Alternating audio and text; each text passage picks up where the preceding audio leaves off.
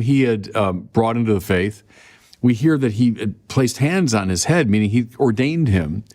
And he's like an old soldier passing on advice to the young soldier. So he speaks to Timothy. Paul knows that Paul, is at the end of his life, and he's passing on wisdom to his young friend. Here's what he says as our passage for today begins.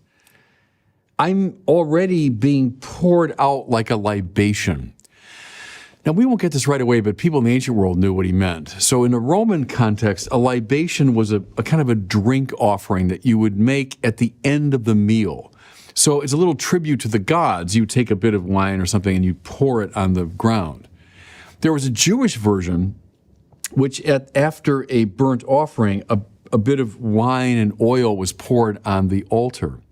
So it's a gesture sort of at the end or at the consummation of something, at the end of the meal, at the end of the sacrifice, you would pour out this libation. So Paul sees himself now, the end of his life, just this way. But I want to focus on the pouring out element. I'm being emptied out.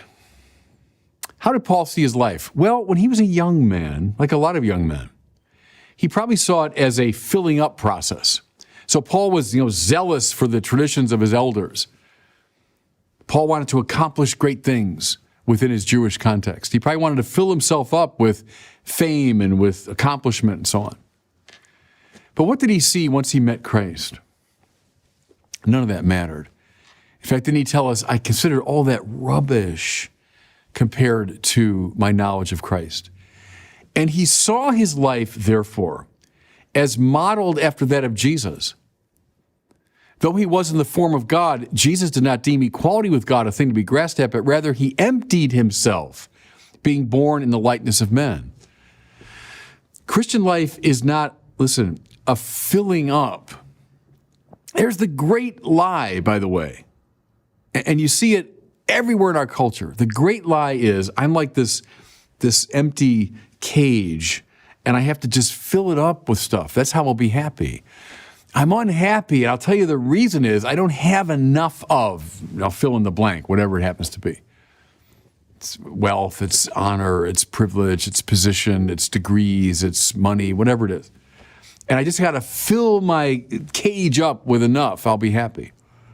Au contraire, as the French say, that in fact leads you to addiction and deep unhappiness.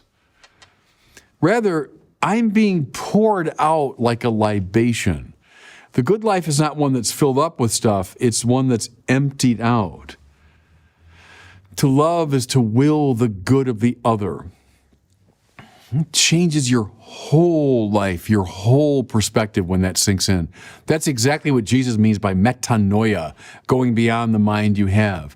Not filling up the empty cage, but emptying out on behalf of the other.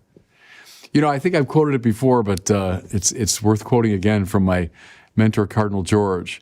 The only things we take into heaven are those that we gave away on earth. Let that sink into your heart. Your whole life will change. Whole life will change. You're not going to take into heaven any of these things that you've gained here below. My money and my prestige and my degrees and my positions. None of it, right? None of it. What I'll take into heaven are the things I gave away. In other words, that my life has become like a libation poured out. Okay? Then